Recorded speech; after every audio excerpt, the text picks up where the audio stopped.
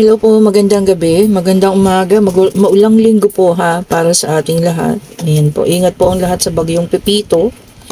Ayan po ha, yung iba talaga nasasalanta na ngayon, mag-ingat po kayo dyan. Yung iba naman kagaya dito sa Metro Manila, maulan nga pero hindi naman po siya ganun kalakasan, ano, kumbaga sakto lang. Pero walang pasok ang mga estudyante bukas dito sa amin ha, sa Valenzuela. Mag-ingat po ang lahat kung nasa man po kayo panid ng mundo ha. Okay po. And ngayon, ang reading po pala natin is para sa mga natitirang araw ng Nobyembre. Maaaring ito pa po yung mga mangyayari ha. Sabi rito, meron tayong overcoming obstacles. Sabi raw po, talagang yung iba makakaalis na sa mga maaaring hirap, pwede ring sakit ng mga pinagdaanan. Ayun po ha, ma-overcome na yung mga obstacle. And then meron ditong grace and gratitude. Yung iba ano lang, sabi niya, true gratitude, joy expands. Yan, kumbaga magpapasalamat lang sa kung ano yung maaaring nandiyan. Ayan, hindi na kailangan maghanap ng iba. Gratitude, ayan, pagiging grateful. Diba, kung anong meron. Yung kanina pala, sabi niya, you can overcome anything. Ma-overcome na ha. Kumbaga, malalampasan na lahat ng hirap na nararanasan ha. Ito po ay sa kalagitnaan ng Nobyembre. Ito yung maaaring maganap pa. Ulitin ko po. Kunin po yung sa inyo at itapon yung hindi sa inyo. And then sabi rito, passion and pleasure savor your life. Yung iba naman chill lang, happy. Ayan.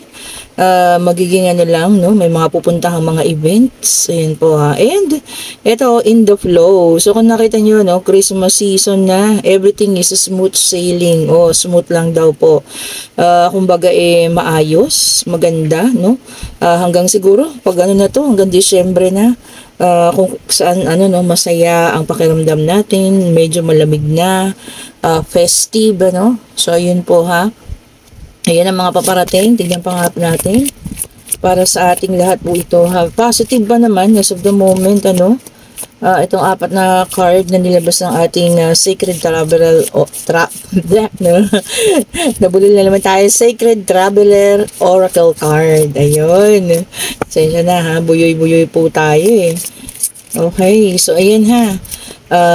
Magiging positive naman siguro dito kasi puro kasayahan, merong mga reunion, ayan Tapos sabi dito, wise leader, you are a beacon for others. Magiging magandang ehemplo para sa ilan ng iba dito sa atin ha. So parang baka may ma-promote as a supervisor, as a leader, ayan po. Ibig sabihin, kaya kayo na-promote kasi magaling kayo at talagang yung mga tao nakatingala sa inyo, maganda yung ginagawa ninyo. Ayan ha, gusto nila kayong sundan. And then dito naman, navigating by the stars, follow your bliss. Yung iba talaga, susundin na. Ayan ha, susundin ang kanilang mga ninanais, nais ng puso, Baka meron na kayong tawag dito, yung makakamit, ayan, sa ibang lugar. Pupunta kayo, tapos kaya naman pwede rin itong pagtrabaho, yun talaga yung dream job ninyo, kung abroad man ito, yan, susundin nyo na raw po ha, ang nilalaman ng inyong puso. Ayan ha. Nga naman, especially kung sa palagay ninyo, dun kayo magiging maayos. Ayan po ha, bakit naman hindi natin sundin ang nais ng ating mga puso. Especially kung gusto mo yung ginagawa mo, correct me if I'm wrong po. Diba, nag-grow tayo. Lalo na kung gusto natin yung ginagawa. And then sabi rito, uncovering treasure. Beneath the surface lies great bounty. May mga didiscovery. Ayan, na maaaring madagdag sa ating paglago, sa ating financial stability, siguro makakapag-sideline, kung ano man ito, maaaring kukunin kayo na mag-sideline or mismong kayo po ay gagawa ng inyong sideline, pwedeng magne-negosyo, ayan, pwedeng magtitinda-tinda ngayong Kapaskuhan. Alam niyo naman, parang pag December or magpapasko, lahat mabenta. Okay po. Tapos dito, distant thunder, clear the air. Meron naman yung iba sa inyo, ididistansya yung sarili sa mga ilan ha. Baka naman ito mga nasobrahan na nasaktan, ganyan. So sila na mismo, siguro nung una, humahabol pa, ayan, humihingi pa ng kapatawaran kahit wala naman silang ginawang kasalanan. Pero ngayon, nagising na, gusto na i-distant yung sarili, no? Mag-move on na. Ayan po, ha. Maganda naman yun, o, di ba? Kasi kahit anong gawin nating pilit sa isang tao, yung ating sarili, kung ayaw at ayaw na po, wala naman na tayong magagawa po, eh. Tama po ba, no? So, hindi natin kailangan ipilit yung sarili natin sa mga tao. Okay. And then, sabi rito, cleansing waters. Purification activates vibrant life force. O, ayan. Baka yung iba sa inyo magkakaroon ng, anong tawag doon? Soul searching. Ayan. Hanapin muna ang sarili, no? Sasama sa mga, tawag yan. Yung sa simbahan, yung mga ina-attenan nila, no? Mga nagsa-soul searching, ganyan. Mga covenant, ganyan, ano? Maganda naman po yun, ano, para maibsan yung ating kalungkutan, mas mapapalapit pa tayo sa Diyos. Okay po. And then, meron tayo dito, ano, wandering path. Oh, enjoy the journey. O talagang yung iba po, maaring meron talagang pag-alis. Ayan po, ha. Kung saan man tayo makakarating, ayan. Maaring ito ay para sa trabaho. Maaring sa pag-aaral, ano, nakuha tayong mga exchange student, ganyan po, ano, or talagang nag-decide ka lang sa ibang lugar ka muna, o enjoy mo raw po yung journey. Syempre, mas marami tayong makikilalang tao, mas marami tayong magiging experience, ayan, matututo tayo, ano. Minsan, mas maganda rin yun, eh, mag-change tayo ng environment, lalo na kung napaka-toxic na, no, sa isang lugar, bakit naman hindi, di po ba? Maghanap na tayo ng ibang lugar na maaaring mas tatanggapin tayo po, ha? And then sabi dito, grounding, go deep, explore your roots. O yung iba naman sa inyo, para magkaka-interest dun sa mga ancestors ninyo, no? Talagang mag-iisip, ano kaya yung, ano kami, yung, nung mga panahon ng Spanish era, mga ganyan, sino ba yung mga related sa akin, mga ganon, ano? I-explore ninyo yung inyong mga kamag-anak o mga nakaraan. Oo, nga naman. Minsan mamaya, totoo pa nangyayari, ha, na in love ka, yung pala, pang ilang generation cousin mo na yun, hindi natin alam, o diba, o malayong kamag-anak. Maganda nga naman, alamin din natin yung history. Tapos sabi dito, voyage of the heart, love flows through you and to you, o pag-ibig. Pag-ibig po ang dadaloy sa puso ng bawat isa, ha? O yan, para sa ating lahat yan. Siguro not necessarily sa isang kapartner, no? Pwede na bang sa pamilya? Ayan. Pwede sa mga pag-ibig sa mga animals, ayan, sa mga hayop, sa aso, sa pusa, ano. So, hindi lang po nagpo-focus sa isa, no? Hindi lang sa tao o sa partner, o pwede rin pong sa iba yan, ha. Punong-puno ka ng pag-ibig, ayan, positive lang, ano. Minsan kahit nasasaktan na tayo, positive pa rin, yun po ang magandang ugali, ha. Tapos sabi dito, answering the call, the time is now. Baka meron kayong ibang tawag, yung ibang journey, no? Maaring siguro kayo ngayon ay isang, sabihin na natin teacher, teacher ka. Tapos yun pala po, meron kayong ibang journey, ayan. Meron kayong nag-aalok sa inyo for abroad. Ayan. Baka maaaring doon kayo po, ha, doon ang paglago, ano. So, ayan, mga iyan tinatawag ng mga opportunity po. So, bigyan po natin ng chance naman. Kumbaga, umalis tayo sa ating comfort zone. Di ba? Ayan, ha. Ayan na maaaring maganap dito sa buwan ng November. Ayan po ang mga paparating. And then solitude. In silence, peace prevails. Yung iba naman gusto lang ng katahimikan talaga.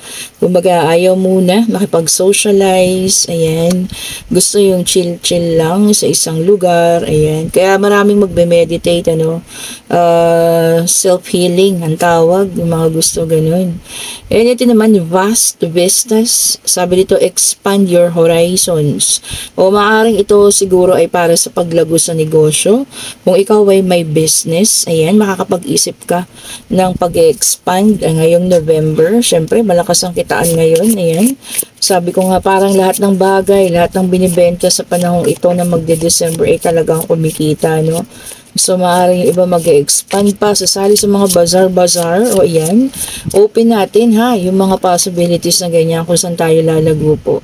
And then, breaking trail, a breakthrough is at hand. Oh, breakthrough para sa ilan. Ayan na nga, sabi ko lang kanina, pwedeng may ang tawag dito, maging promotion, ayan, so may breakthrough na darating, ano, pwede rin sigurong makakapag-isip ka na ng dagdag sa iyong kitaan, kung ano man yan, ano, so may breakthrough, kita nyo naman, oh, hindi siya tumitigil, ano, hanggang sa mahalukay niya, yung nararapat para sa kanya, ganun lang talaga po, no, sa buhay natin, para makita natin kung paano yung, ano, tawag dito, kung saan tayo mas lalago, ano, grind lang ng grind, ika nga, ano, sa amin sa, sa BPO, ayan, kung talagang, ano, syempre, kung gusto mong lumago talaga, more overtime, ayan.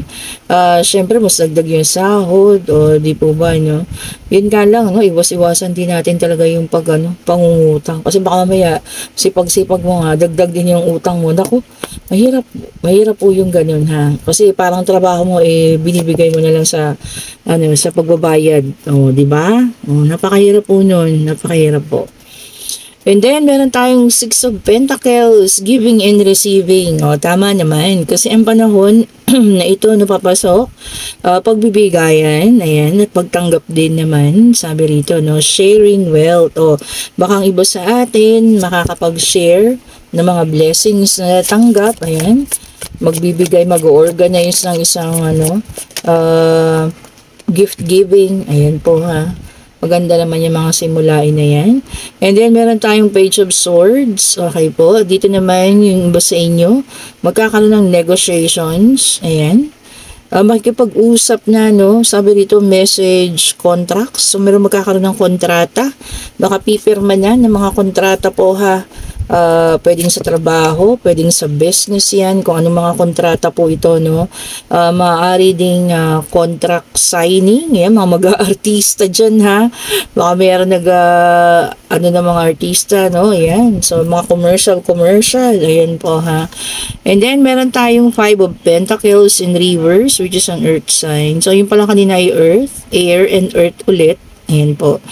Sabi dito, recovery from loss. So, yung iba makaka-recover na talaga. Parang yung kanina, yun pa rin yung sinabi, no? May mga makaka-recover na, ma-overcome yung obstacles. O, di ba ang ganda? So, sa pagpasok nitong kalagitnaan ng Nobyembre, eto na, makaka-recover na tayo. Mapagtatapusan na yung mga financial na naging problema natin. Pwede rin sa love life, emotional. Ayan, ha? So, makaka-recover na. O, di ba? Yun ang maganda. Madadaanan na natin, ano? Hindi tayo tumambay, nadaanan lang kung ano man yung problema. And then, meron tayong the lovers, okay? And, yung iba din makakahanap na ng true love. Oh, di ba? True love this coming, mid of November. O, di ba? Ang ganda naman. So, yung iba, ha? Siguro kung ito na yun, kahit naman anong mangyari kapag kayo na talaga, kayo na no? Pag true love na tinatawag. Okay, and then meron tayong the Hierophant. Ang iba naman sa atin, trust and forgiveness. O, makakapagpatawad na. And yung trust, tiwala, ayan. Maibibigay na rin yung tiwala sa iba. Siguro kasi dati, nasaktan ng sobra, kaya yung pagtitiwala po, hindi ganun kadaling ibigay. Pero ngayon ibibigay na ang tiwala, ha? And then, meron tayong Eight of Wands, which is a fire sign. Ayan. May gagawa ng mabilisang aksyon. Ayan po, Meron ding makakakuha ng mabilis na resulta. Kung ano man tong iniintay ninyo, resulta sa examen, resulta sa pag-a-apply. So, makakuha nyo agad kung ano yung magiging result. Pwedeng matatanggap, pwedeng makakapasa, kung ano man po yung resulta, ha? Ayun po, mabilis na pagtanggap daw po sa resulta. And meron tayong the High Priestess. So, meron tayong the Earth, Fire, Air, and water. O, kompleto na tayo ha. So, para sa lahat na. Meron tayong the High Priestess. Okay po. Ito na naman, sabi rito, Divine Feminine. Oh, diba? Merong mga secrets na mabubunyag. Meron ding mystery. Ayan, kasi napakataas ang malakas ang intuition ng isang the High Priestess. Kung ikaw man ito. So, may mga sikreto kang malalaman. May mystery yung mabubunyag. Ayan po. And the Devil. Okay po, which is an earth sign. Yung talaga iba rito sa atin, hindi pa rin maiiwan yung mga addiction or attachment. Pwedeng sobrang attached sa isang tao, sa isang bagay. Ayan ha. Ako din po, aminado ako talaga dyan. Hindi ko talaga maiwan ang matatamis sa pagkain. Sabi ko sa inyo, totoo yan. Ewan ko ba? Parang ako'y na-addict din sa matatamis na pagkain.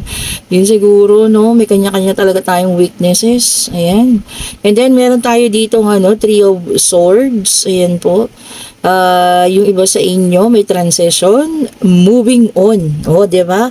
And optimism, magiging optimistic na yung iba, mag-move forward na, iiwan na. Talagang maganda ha. Siguro at least pagdating ng January, talaga masasabi natin na eto na. Papunta na tayo, transition na tayo sa bagong buhay. Iwan natin, kung ano man ang nangyari sa loob ng 2024 at mag-start tayo ng 2025. Diba? Yan pa lang ngayon, mag-uumpisa ka na. Maganda po yun ha. And then meron tayong the Tower. Ayan. Revelation. Meron pong mga talagang makakadiscover kung ano yan ha. May revelation pa rito. Ano ba yan? Ano kaya yung mga mangyayari ito, no? Sana naman hindi ganun ka sakit sa mga taong makakatanggap niyan, kung ano yung mga revelation na yan. Sa bagay, kung ano man yung katotohanan, kung ano yung marireveal, dyan tayo kumbaga makaka-move forward naman, hindi po ba? At least alam natin yung mga pangyayari kaysa naman matagal na palang nangyayari hindi mo pa alam, di ba? And then meron tayong Four of Cups. This is apathy card. Ayan po. Revelation na naman. So meron talagang may matutuklasan. Ayan. And then meron ding isang taong sobra ang pagsisisi. Ayan. Gusto na kayong hinga ng tawad, May mga taong hihingi ng tawad sa inyo po. Sobrang pagsisisi nila. Maaring nasaktan kayo ng sobra. Kaya ayan ngayon, hihingi na ng tawad po. Ayan ha. Maganda naman ang ating napapasok na Nobyembre. Puro sa pag-moving on. Ayan ha. At saka yung mga pag-travel. May mga voyage. Ayan po. And then meron tayong King of Wands, which is a fire sign. Ayan. Magiging mature na. Ayan, magiging career focus to. Mas magiging focus daw po sa career ha, kaysa sa kung ano man pong mga bagay. Mas maganda yan. Mas lalago tayo kasi focus tayo sa career ha. Kung hindi maging maganda yung natin love life, iwan muna natin ha. Ayan po, hayaan natin ang universe mag-heal sa atin, And through healing naman, pagkatapos ng lahat ng ito, paghanda ka na, niready ka na ng universe. Ayan, bakit hindi? Subukan natin ulit. Diba? Parang masaktan ulit. Ay, charot lang. Di ba? Pag hindi naman natin sinubukan, hindi natin malalaman yung mga consequences. Diba? And then, meron tayong Ace of Cups. Love talaga. New feelings, puro pagbabago. New baby, ayan, meron mabubuntis. Pwede rin magkakaroon ng proposal para sa pagpapakasal, ayan, or proposal din sa business na itatayo. Meron din pong marriage nga, may kasal. Kasi ang December, ang dami rin nagpapakasal, so maaaring magkakaroon ng proposal within this week, ayan, or itong papasok na week, tapos pagpaplano ng kasal by December. Diba, ang ganda. Ang bilis. And then, meron din tayong the judgment. Ayan. Sabi dito, calling a new phase. Talagang pagbabago, Tapos, sabi niya, awakening. Pero meron nang magigising. Kung ikaw ay matagal na kumbaga nagmumukmuk dahil sa mga pangyayari, iniwan ka ng mahal mo sa buhay, ng jowa mo, diba? Siguro ngayon parang magigising ka na. Sabi niya kasi forgiveness. Tapos sabi niya awakening. Ayan, magigising ka na. Parang iisip mo, ang tagal ko ng ganito. Bakit kailangan pa, Diba? Bakit hindi na lang natin iwan? Tama na, tapusin na. Diba? By this time siguro, magiging matapang na. Mas malakas na yung kalooban para gawin po ang lahat na para sa pagbabago. And then, meron tayong Two of Cups in reverse o distant away daw muna. Parang sarili lang talaga. Tapos, self-love. And yung iba naman magkakaroon ng broken communication. Bigla-bigla na lang. Wawalan kayo ng komunikasyon. Hindi mo man lang malaman. Kumbaga, dadaling ka sa, para kang bitin sa alanganin kasi bakit bigla na lang hindi kumontak, hindi ka man lang sabihan kung ano yung mga nangyari. Ayan, may mga kakaranas po ng ganyan this mid-November. Okay, kung hindi para sa inyo, sabi ko nga, huwag ninyong kuhanin, itapon lang yan. And then meron tayong Knight of Pentacles in reverse, which is an earth sign. Perfectionism. Sabi niya, gusto lang yung ma-perfect na yung isang bagay, kung ano man yan na pinag-aaralan nyo, na gusto nyo sana ma-perfect po. Maaaring sa pag-bake, pagluluto, gusto nyo ma-perfect ang isang bagay, maganda naman. Tama po ba? Kasi mas maganda yung ganun para malaman natin kung kayang-kaya nyo talagang gawin yung isang bagay kasi nga na-perfect nyo na. Okay, and yan, pwedeng magtanong na sa inyong mga isipan. Kinukuha ko lang itong ating yes and no card. Pwedeng pag-travel kung para sa inyo na. Pwedeng sa pag-ibig kung dumating na ang taong hinihintay ninyo. Tanungin nyo kung talagang siya na. Pwede rin pong sa pag-aaral kung makakapasa. Ganyan, Pwede din pong ito ay sa mga pangyayari na nais yung malaman kung matutuloy pa ba. Okay po. Divine Universe, ibigay mo po sa amin ang kasagutan sa kanilang mga katanungan, sa kanilang isipan. Ibigay mo po sa amin. Ay, bakit dalawa ito? Pero tignan na natin. Kung parehas na mga positive naman, sa parehas na yes, okay po. Yung iba merong pagkilos, kayo na mismo yung gagawa ng paraan para matupad kung ano man itong tinanong ninyo. And yung iba naman merong kakausapin o hihingi ng tulong para po matupad kung ano man yung ninanais nila. Ayun. So, parehas na positive Ayan po. So, kung nagugustuhan ninyo ang ating reading, pa-like, pa-subscribe, pa-share, and hit the notification bell po para lagi tayong updated sa mga bagong videos na ina-upload ko araw-araw. Okay po. Salamat po sa mga bagong subscribers, sa mga bumabalik, sa mga dati na kailan lang, parang last month po, papunta tayo sa 5,000. And ngayon, tinignan ko, ngayon lang po ako nag-check. Talaga, promise po.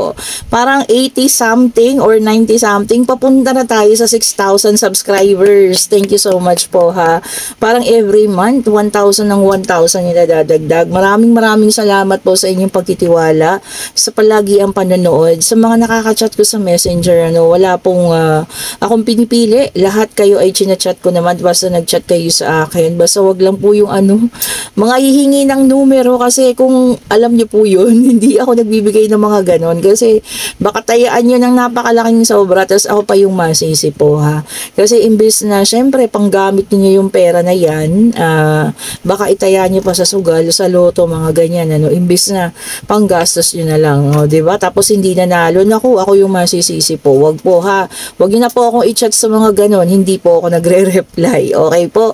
And yun nga, nakwento ko kahapon yung si Madam na nanalo sa lottery. Ayan. Nanalo po siya. Ayan po dahil nga tumaya siya. Okay po. Tapos yun nga, naramdaman niya lang na yung si Trin merong ibibigay sa kanya po. Hindi ko sinasabi na kailangan nyo yun, kasi maraming nag-chat sa akin. Kailangan ba talaga bumili kami ng ganyan para hindi po ang panalo sa isang sugal swertihan lang po. And nasa paniniwala nyo yan Kung kayo ay naniniwala na may paparating sa inyong malaking pera, ayan. Sige, maniwala, magtiwala, hingin. Kung para po sa inyo, ibibigay ng Panginoon yan. Kung hindi naman at alam niyang hindi makakabuti sa inyo, syempre hindi po ibibigay. Di po ba? Lagi kong sinasabi sa inyo yan po.